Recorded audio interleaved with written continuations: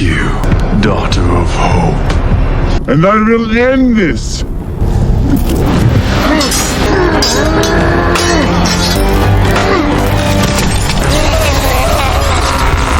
Balik maning bersama SB Movie. Pada kesempatan kali ini, SB Movie akan mendongeng film gelut-gelutan dan pedang-pedangan berjudul A Knight's War yang dirilis pada tahun 2025. Film ini mengisahkan tentang seorang kesatria pedang yang berjuang untuk menghentikan kebangkitan iblis dari dunia lain. Bagaimana keseruan kisah filmnya? Oke guys, tak perlu berlama-lama, langsung saja kita sikat alur ceritanya.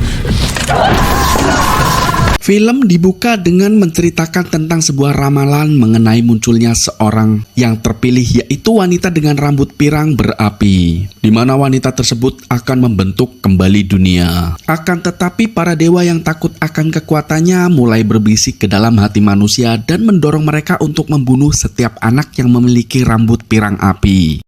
Pemimpin pasukan kesatria bernama William, di mana ia juga mulai terhasut untuk membakar istri dan anaknya yang bernama Hope serta Avalon. Meski sang istri sempat memohon, namun William tetap membakar istri dan anaknya. Anehnya, setelah upacara pembakaran selesai, Avalon berhasil selamat sedangkan ibunya terbakar hingga hangus tak tersisa. Dan pada saat yang sama, seorang kesatria bernama Budi merasa iba melihat keadaan Avalon. Akan tetapi Avalon sendiri terlihat dipenuhi dengan dendam.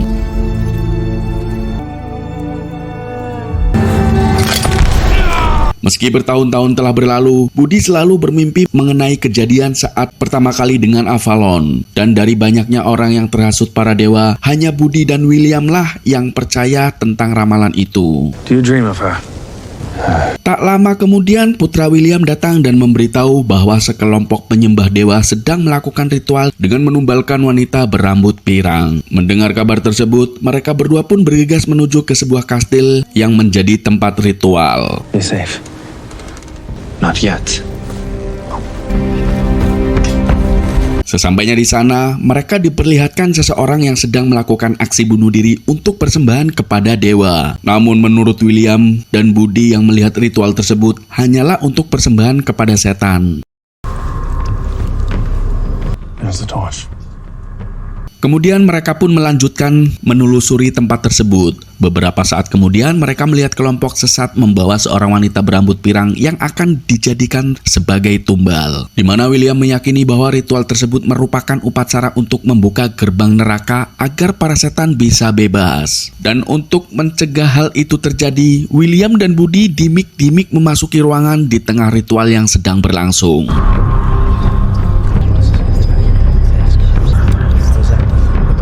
Kemudian mereka berdua pun mulai membantai anggota aliran sesat itu.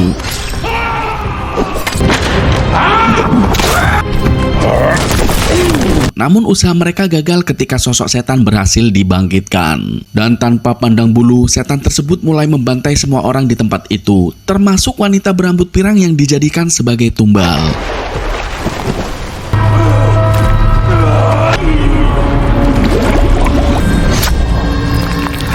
Budi pun berusaha menyelamatkannya, namun gagal karena wanita itu langsung dibawa ke dunia lain yang berada di bawah. Di tengah kekacauan yang sedang terjadi, Budi dikejutkan dengan William yang tiba-tiba menikamnya untuk mengirim Budi ke dunia lain yang berada di bawah. Namun sebelum itu, William sempat menyampaikan pesan kepada Budi bahwa ia harus memenuhi takdirnya sebagai kesatria untuk melindungi dan berjuang di jalan yang gelap.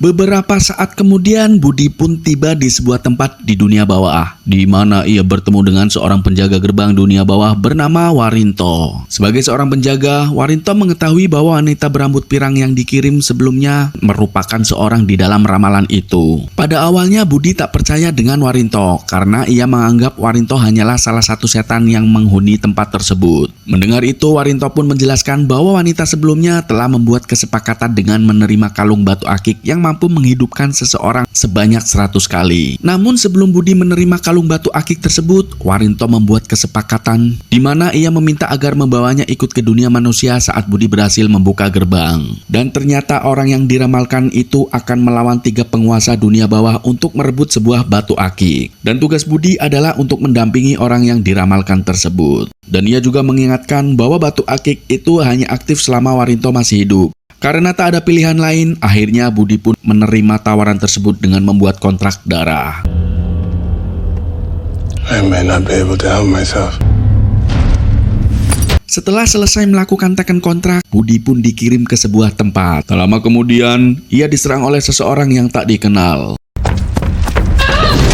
Di dalam pertarungan singkat itu, Budi pun terperangkap oleh jebakan yang telah disiapkan oleh orang itu.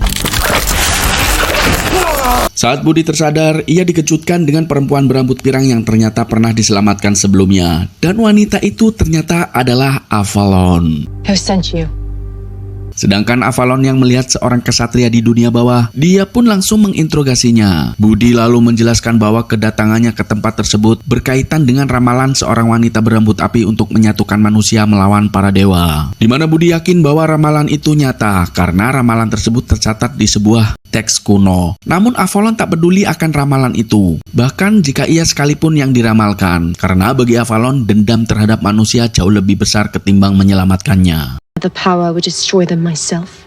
Akan tetapi saat Avalon melihat kalung batu akik milik Budi, ia sedikit berubah pikiran. Tidaknya Budi telah membuat pertukaran yang sama seperti dirinya, di mana pada setiap malam ia harus berjuang melawan para penyihir dan merasakan sakit akan kematian beberapa kali. Dan satu-satunya alasan Avalon melepaskan Budi adalah untuk dijadikan umpan, agar Avalon bisa mengakhiri penderitaan dengan membunuh para penyihir dan merebut batu akik yang mereka lindungi. Have the courage to do it all over again.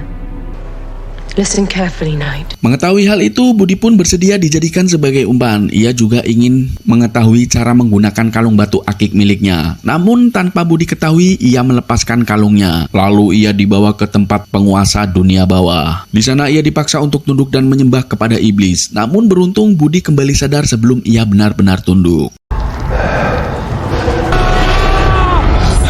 Avalon yang melihat hal tersebut segera menjelaskan bahwa sosok yang ditemuinya merupakan penguasa dunia bawah. Meski Budi berhasil lolos, namun sang penguasa telah mengetahui tentang Budi dan Avalon setelah Budi melepaskan kalungnya.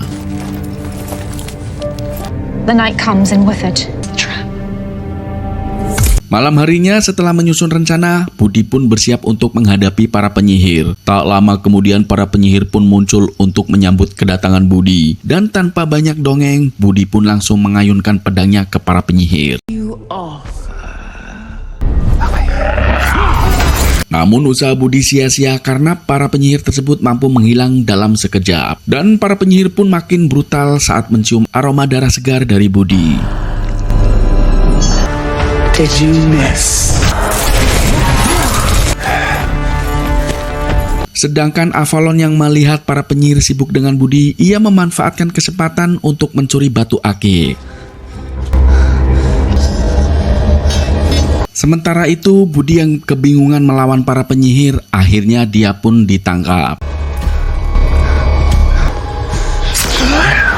Lalu Avalon akhirnya berhasil mendapatkan batu akik tersebut. Akan tetapi setelah batu akik itu didapatkan, para penyihir itu pun langsung mengetahui kalau batu akiknya telah hancur.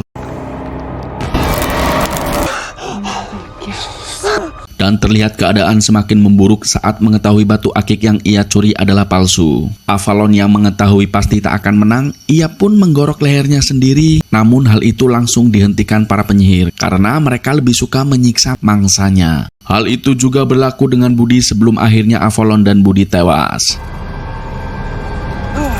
I warned you. 100 deaths.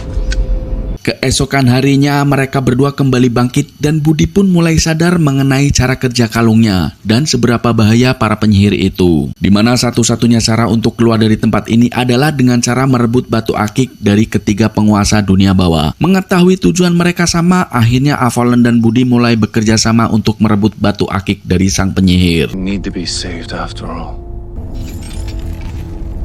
Malam harinya mereka berdua pun kembali bersiap. Namun karena penyihir sulit dihajar, mereka berdua pun kembali tewas.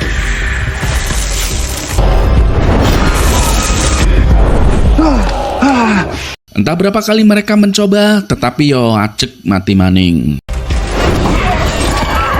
Akhirnya lama-kelamaan mereka pun mulai terbiasa, akan tetapi tidak dengan Avalon yang mulai khawatir dengan cahaya batu akik miliknya mulai redup. Di mana semakin redup kalung miliknya, semakin sedikit kemampuan untuk bangkit hidup kembali. Dan itu baru penguasa pertama, masih ada 2 penguasa lainnya. Mengetahui hal itu, Budi pun mulai serius bertarung. Namun lagi-lagi mereka gagal. Hingga suatu ketika Budi berhasil menebas salah satu penyihir dan penyihir lain juga menerima luka yang sama. Meskipun keduanya kembali terbunuh, namun setidaknya Budi sadar di mana penyihir-penyihir itu merupakan satu kesatuan dan Budi hanya butuh 1 serangan mematikan. We need 1 strike. Saat mereka kembali mencoba, Avalon kembali terbunuh dan Budi hanya terdiam menunggu momen untuk melakukan serangan. Di saat itulah Budi mulai sadar bahwa para penyihir ternyata buta, meski akhirnya mereka berdua kembali tewas. Say something. You cannot see. Kemudian Budi kembali menyusun rencana untuk mengalahkan para penyihir itu, di mana di percobaan kali ini Avalon dijadikan sebagai umpan. Dan di saat salah satu penyihir menyadari kehadiran Avalon, Budi pun mulai menyerang untuk memancing penyihir yang lain untuk menyerangnya. Dan di saat itulah Budi berhasil menangkap penyihir, walaupun ia harus ditusuk oleh penyihir itu. Dan akhirnya Avalon berhasil menebas kelapa penyihir tersebut.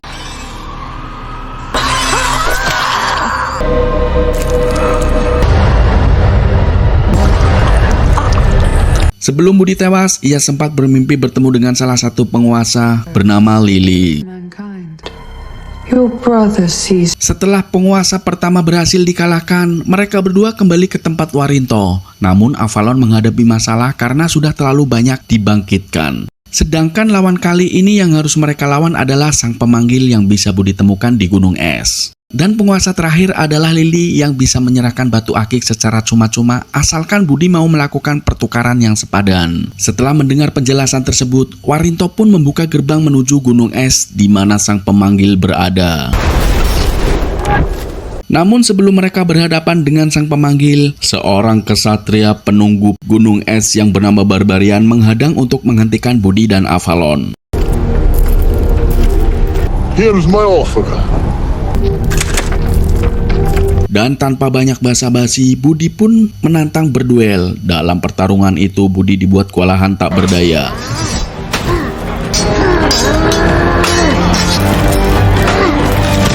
Melihat Budi yang terpojok, Avalon pun segera membantunya. Sampai di suatu titik, Avalon menyadari bahwa Barbarian menggunakan kalung yang sama. Setelah berhasil melepaskan kalung milik Barbarian, akhirnya ia diseret masuk ke dalam gerbang dunia lain.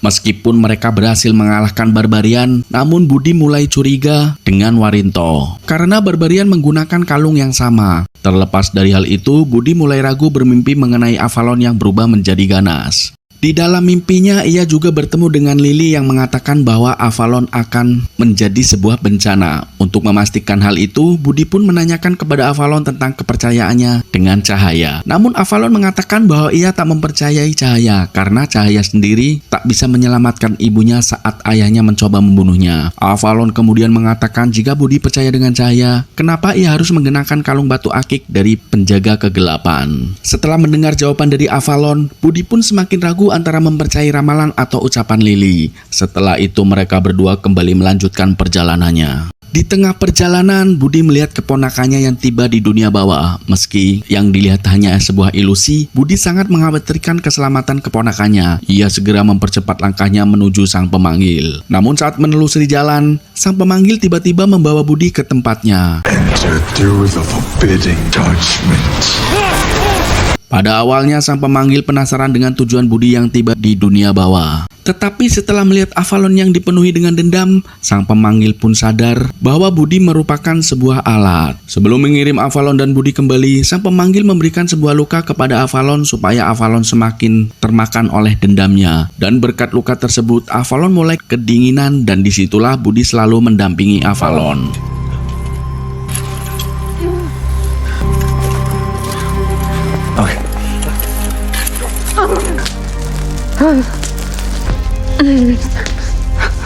Di saat mereka berdua terlelap, Budi dibawa ke tempat Lily berada, dan alasan Lily memanggil Budi yaitu untuk membuat sebuah kesepakatan, di mana kesepakatan tersebut berupa menyerahkan batu akik miliknya dan sebagai gantinya Lily bersedia menemani Budi untuk menjadi kekasihnya. Melihat Budi curiga, Lily pun menjelaskan alasan untuk bekerja sama dengan Budi. Dan sebelum itu, Lily memberitahu sebuah rahasia mengenai alasan Avalon untuk keluar dari dunia bawah, di mana sebenarnya hanya 2 orang yang bisa keluar dari dunia bawah. Itu pun jika batu semua bisa dikumpulkan. Dan dengan kontrak mengenai Warinto yang ingin keluar dari dunia bawah, maka bisa dipastikan ada seseorang yang harus ditinggal, yaitu Budi. Oleh karena itu, Lily mengajak Budi bekerja sama. Dan dengan begitu, Lily bisa memberikan batu yang ia memiliki secara sukarela selain bisa digunakan untuk keluar. Ketiga batu akik itu juga berfungsi sebagai kunci untuk mengambil pedang milik sang pemanggil. Dan dengan pedang tersebut, Budi bisa menjadi seorang raja yang bisa merubah takdir manusia. Namun Lily akan menjadi ratunya.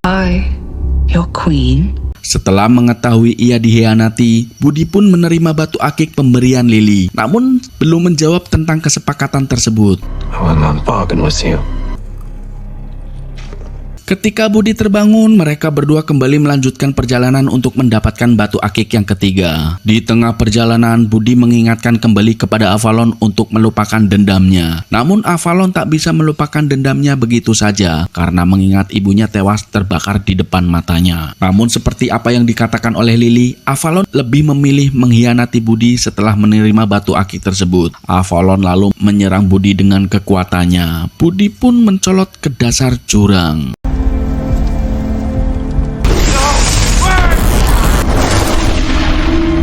Budi pun semakin ragu tentang ramalan yang selama ini ia percayai. Kemudian dia melepaskan kalungnya. Budi pun terus maju untuk berjuang apa yang ia percayai. Lalu dia pun menerobos gerbang.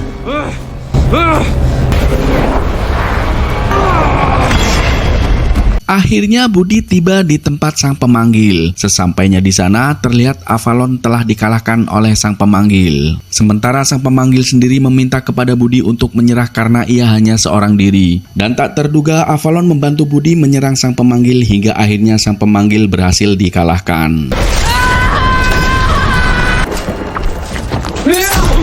Namun Budi masih terlihat gelisah karena ia tahu bahwa penguasa terakhir adalah Warinto, di mana Warinto menjadikan Budi sebagai budak dan menghasut Avalon untuk digunakan sebagai senjata. Dan dengan begitu, Warinto dan Avalon bisa dengan mudah menguasai dunia manusia, dibantu menggunakan kekuatan Avalon yang merupakan seorang ramalan. Avalon yang telah terlanjur membuat kontrak dengan Warinto, ia terpaksa mengikuti keinginan Warinto untuk mengambil senjata milik sang pemanggil. Lalu Budi mencoba meyakinkan kepada Avalon bahwa selama ini hanya diperalat oleh Warinto. Namun sayang Warinto menggunakan kalung yang ia berikan untuk mengendalikan Avalon. Then it's settled. To my past and I will stay behind. Moving on left. Saat Avalon dikendalikan, kesadaran Avalon dikirim ke dimensi lain untuk bertemu dengan ibunya. Di sana ibunya membujuk Avalon untuk membalaskan dendam. Don't you remember your promise? Meski Avalon sadar bahwa ia sedang dihasut, Avalon tak bisa keluar dari dimensi tersebut. Sementara itu Budi yang tak ingin Avalon terhasut, ia segera menebas kalung yang Avalon pakai. Dan saat itu juga giliran Budi yang dikirim ke dimensi lain. Di tempat tersebut Budi terlihat menjadi seorang raja dan ditawarkan sebuah pedang milik sang pemanggil oleh Lily. Di mana dengan pedang tersebut Budi bisa menjadi raja dan bisa melawan Warinto. Namun Budi hanya perlu menyembah Lily dan semuanya akan didapatkan. Saat Budi dalam kondisi sekarat, giliran Avalon yang menyelamatkan Budi dengan menyerang Warinto. Setelah Budi kembali sadar, ia pun sadar bahwa Avalon kebal api. Lalu Budi mulai menyalakan api saat Avalon menjerat leher Warinto serta menahannya. Dan akhirnya Warinto pun tewas terbakar api.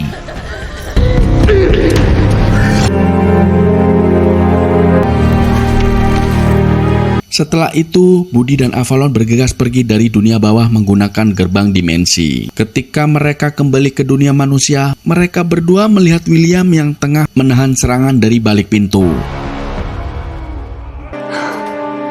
Come, brother. Dan film pun berakhir. Terima kasih sudah menonton. Nantikan alur cerita film lainnya bersama SB Movie.